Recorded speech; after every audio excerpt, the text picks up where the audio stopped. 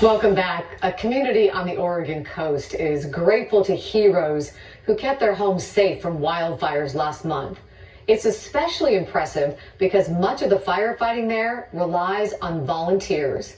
Galen Etlin explains.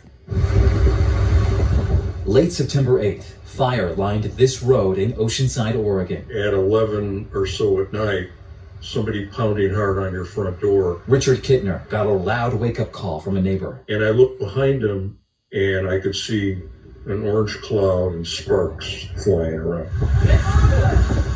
Just feet outside the Capes, a gated community, flames crept closer. They were clocking about 50-mile-an-hour east winds. Chief Tim Carpenter of Netart's Oceanside Fire District says a team of about 15 volunteer firefighters responded. But at the same time, all around the county, other fires were blowing up around us.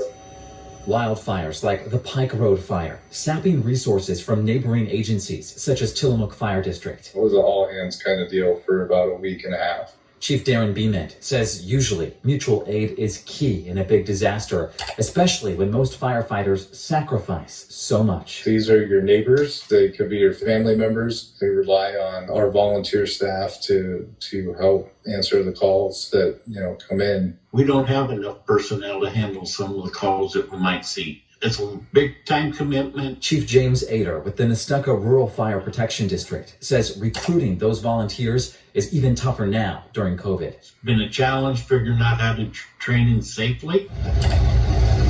That's part of why on the night of September 8th, Netart's Oceanside fire crews were on their own, without help available from their neighbors. It was terrifying. Richard Kittner watched as those 15 firefighters fought to save his family's home, a home that's still standing. What would I say to those guys?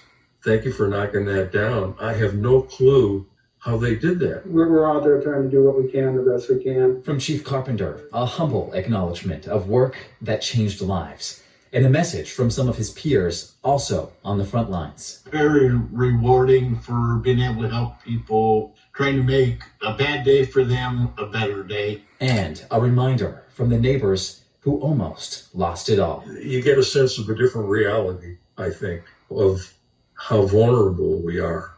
To appreciate what we have, and the heroes willing to risk their own lives to save it. I'm Galen Etlin for KGW News. Thank goodness for those heroes. Most of the volunteer firefighters get a small stipend for travel costs and training, which is another challenge for recruiting. But those departments say volunteers make a huge difference. We'll link more information for you on KGW.com.